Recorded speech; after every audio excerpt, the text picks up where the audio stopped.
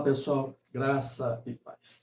Certa vez, uma família dona de um comércio me pediu ajuda. Eles estavam sofrendo muito, endividados. As coisas não iam, a loja não ia, os credores cobravam, os fornecedores não entregavam. E me pediram uma oração, pediram para ungir o estabelecimento deles e orar. Fui lá, ungi, orei, consagrei, mas antes de ir embora, eu perguntei: o que está impedindo vocês de mudarem essa situação? E aí relataram isso, aquilo, outro, e eu percebi que eles estavam atados, eles estavam amarrados no meio de tantas dívidas. Devia para o fornecedor, devia para outros fornecedores, devia até contas, acho que de água, luz, alguma coisa assim. E aquilo roubava o sono, não dormia, não descansava, não conseguia trabalhar direito. Como que eu vou pagar isso? Como que eu vou pagar aquilo? E eu pedi àquela pessoa: me traga todas as dívidas que vocês têm, todos os boletos, coloca aqui. E aí eles foram colocando sobre a mesa um boleto, outro boleto, um documento, outro documento, não sei o quê, não sei o quê. Eu falei: me dê uma pasta. Era bem maior do que essa que está na minha mão, porque tinha muita conta. Coloquei as dívidas dentro da pasta. Peguei todos os papéis, coloquei dentro da pasta. Fechei a pasta. Me sentei numa cadeira, a cadeira do dono da empresa. Abri a última gaveta, peguei a pasta, coloquei lá e disse: não abram essa gaveta. Vocês vão fazer uma coisa agora. Não vão pagar as dívidas. Vão pagar todas. Vocês vão pagar todas. Mas não é assim que se resolve esse problema. Isso está amarrando vocês. Vocês não conseguem pensar. Vocês não conseguem comer. Vocês não conseguem trabalhar por causa disso. E não conseguem resolver o problema. Esquece isso aqui, põe ali. E vai trabalhar.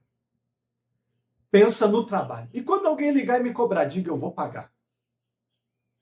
Não fuja dos telefonemas, não se esconda dos credores e diga: eu vou pagar. Eu não tenho dinheiro hoje, mas eu vou te pagar. Eu vou fazer isso. Faço o que vocês entenderem que tem que fazer. Se eu estou devendo para vocês, faço o que vocês entenderem que tem que fazer. E eu disse isso àquela família. Diga aos credores: eu vou te pagar. Se alguns ameaçarem com processos, colocar sujar o nome, abrir processo na justiça, protestar, diga a eles: faz o que vocês quiserem fazer, é direito de vocês. Eu lhes asseguro que eu vou pagar. Mas quanto a vocês, família, trabalhem. Eles eram fabricantes de determinados produtos artesanais, coisa bonita, artificial, mas muito bonita, e vendia numa loja que estava bem arrumadinha. Um dos rapazes ainda saía com o seu carro como um representante comercial vendendo em outras lojas das cidades vizinhas. Mas não conseguia fazer nem isso. Eu disse: deixa essas dívidas aí nessa gaveta e vão trabalhar. Na bênção de Deus, porque eu acabei de orar. Tenho certeza que as coisas vão começar a fluir e aí vocês, aos poucos, vão resgatando essas dívidas e pagando uma a uma. O que te aprisiona? O que te amarra? O que te mantém de braços atados, de mãos atadas? Põe de lado e vai trabalhar em Cristo Jesus. Vai orar. Eu já tinha orado. Vai ungir. Eu já tinha ungido. Vai interceder. Estavam na arca com os pedidos de intercessão. E vai trabalhar. O que te impede? O que estava amarrando aquelas pessoas? As dívidas. Só que ficarem amarrados, se escondendo, só piorava. Encare o credor de frente: eu estou devendo, eu sei. Eu sou uma boa pessoa, não me julguem como se eu não fosse. Eu não sou bandido, eu não sou criminoso. Eu não sou um enrolador, um mal pagador, um caloteiro, eu não sou. aconteceu outra coisa, me atrapalhei, administrei mal, fui enganado, sei lá o que aconteceu, mas eu não sou uma pessoa má e eu vou te pagar. Mas eu tenho que trabalhar. Foi essa lição que eu dei a eles. Vocês não trabalharem, a situação nunca vai se reverter. Se eu orei, façam alguma coisa. Todas as vezes que eu orava pelas pessoas, eu sempre procurava, eu sempre dizia assim, e aí, o que vocês vão fazer com essa oração? Bispo, o senhor unge a minha loja? Unjo. O que vocês vão fazer agora que eu ungi? Bispo, o senhor vem fazer uma oração aqui? Vou. Mas o que vocês vão fazer com a oração que eu acabei de fazer? E eles passaram a agir e a situação se reverteu. Glória a Deus. Os milagres acontecem somente para aqueles que agem. A Bíblia diz que o Senhor não dorme, não descansa, não cochila. Se Ele não faz isso, nem eu e você vamos fazer. Na hora de ficar aí de bracinho cruzado, amarrado. Quem fica inerte é quem está morto. Quem fica num caixão enclausulado. Antigamente era um hábito dos judeus, né? Eles enrolavam as pessoas em panos e colocavam ali no sepulcro. Então, não é você não. Em nome de Jesus, se levante. Aqui no texto de Neemias, capítulo 1, versículo 2, Hanani, um dos meus irmãos, veio de Judá, com alguns outros homens, e eu lhe perguntei acerca dos judeus que restaram, sobreviventes do cativeiro, e também perguntei sobre Jerusalém.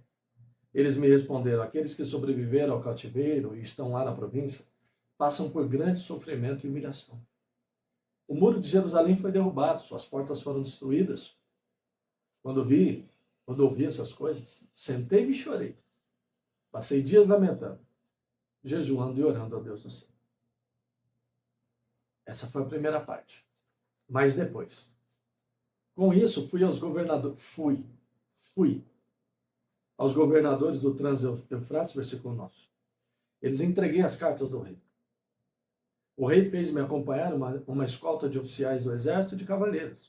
Sambalate, Oronias, Tobias, oficial amonita, ficaram muito irritados quando viram que alguém estava interessado no bem dos israelitas. Cheguei a Jerusalém, e depois de 3 dias de permanência ali, saí de noite com alguns dos meus amigos. Eu não havia contado a ninguém o que meu Deus havia posto em meu coração para que eu fizesse por Jerusalém.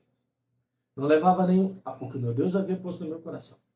Não levava nenhum outro animal além daquele que eu estava montado. De noite saí pela porta do vale na direção da fonte do dragão e da porta do esterco e examinava o muro de Jerusalém que havia sido derrubado.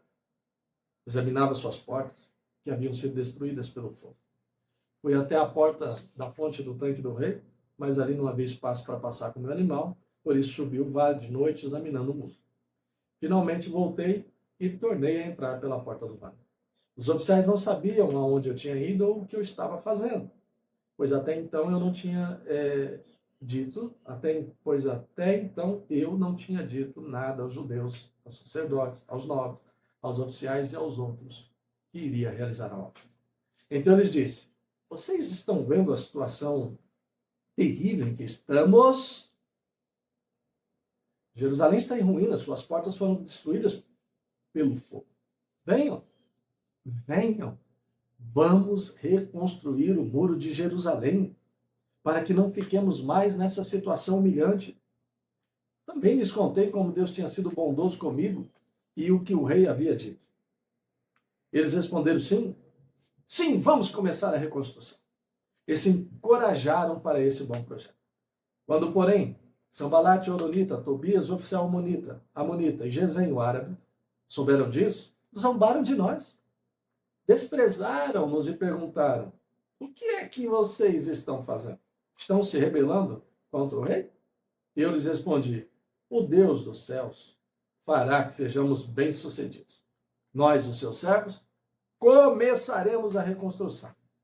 Mas no que lhes diz respeito, vocês não têm parte nem direito legal sobre Jerusalém e em sua história não há nada de memorável, nada de favorável, nada que favoreça vocês. Aí, esses muros estavam em ruínas e esse povo sofrendo há cerca de 120 anos. Ia para o mais um, daqui a pouco 121, 125, 130, 150, 200, sei lá quanto.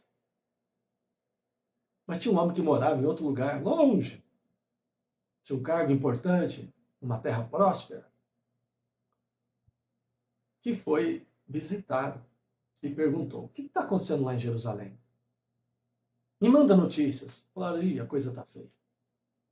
Todo mundo sofrendo, os muros destruídos. E deu aquela notícia. A coisa estava tão feia que ele chorou, sentou, chorou, lamentou, mas se levantou. Orou a Deus, falou com o rei. O rei perguntou: o que você quer? Eu quero ir lá. Eu quero fazer alguma coisa. Pode ir. Foi. E você pode ler o texto depois com mais calma. Trabalhou duro, enfrentou oposição atrás de oposição. Mal chegou lá, esse Sambalate, esse Tobias já começaram a criar caso. Mas ele inspecionou o lugar, chamou os líderes e os encorajou. Vamos reconstruir. E reconstruir. Em 52 dias terminaram a obra que estava ali em ruínas, destruído. Aquela destruição acabou num tempo recorde, foi um grande milagre. E o que nós aprendemos com essa lição? Muita coisa, mas essa palavra para você é: existe uma chama ardendo dentro de você. Digo eu, não está escrito, mas digo eu que certamente Deus tinha chamado pessoas que moravam em Jerusalém, autoridades de lá, para fazer alguma coisa ao longo daqueles anos todos, mas eles, por algum motivo, não fizeram. Até que Deus chamou Neemias e ele se levantou e fez. Em 52 dias ele mudou aquela situação. Cruza os braços, ouça a voz do Espírito no seu coração, ouça essa palavra e vamos restaurar o que precisa ser restaurado. Davi disse, as pessoas diziam a Davi que ele era só um menino, mas ele foi e fez o que tinha de fazer. Neemias era um copeiro que estava a quilômetros de distância, largou o seu conforto, saiu da sua zona de conforto e foi e fez o que tinha de fazer. Débora disse, não tem nem espada mais em Jerusalém. Todo mundo desistiu da batalha, mas eu me levantei e fez alguma coisa. Era só uma mulher? Era, mas fez o que tinha de fazer. Moisés nem queria ir, mas acabou indo e operou milagres.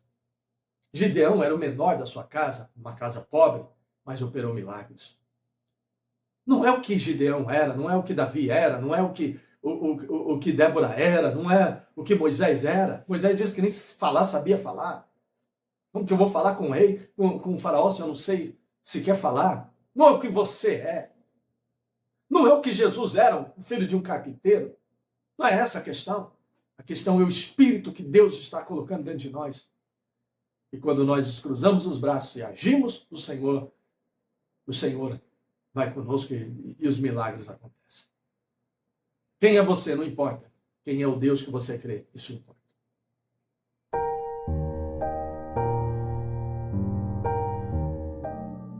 Senhor Deus e Pai, em nome de Jesus, que essa pessoa saia da zona de conforto. Faça o que ela tem de fazer e ocupe o lugar dela. Se o Senhor chamou outras pessoas e elas não foram, que essa pessoa aqui vai e faça. É tempo de restauração, tempo de reconstrução, tempo de conquistas, de avanços e de milagres. Davi era só um menino, mas venceu um gigante preparado para a batalha. Moisés não sabia falar, mas falou e escreveu muito, muito. Gideão era o menor, mas se tornou o maior. Débora era uma mulher, na época em que ser mulher era algo inferior, mas se tornou a maior de todos. Uma mãe, uma mulher importante, uma juíza, em nome de Jesus, que essa pessoa se levante. Cruze os braços e faça, opere os milagres pelo poder de Deus. A fé sem obras é morta. E nós estamos aqui agindo em cima da palavra através da fé. Obrigado, Deus. Amém. Graças a Deus. Amém. A postura e a atitude de Neemias mostram um homem inconformado. Não fique apenas inconformado. Haja através da sua fé. Que Deus te levante, te abençoe, opere através de você, curas, libertações, conquistas e avanços. Deus te abençoe. Sua casa, sua família, sua vida e tudo que te pertence. 2024 é o ano, ele é aqui. O que você ligar, o que você abrir, ninguém vai fechar. O que você fechar, ninguém vai abrir. Quando nós ligamos qualquer coisa na terra, concordamos, isso é feito por nosso Pai que está nos céus. Excelente semana para você. Forte abraço, graça e paz.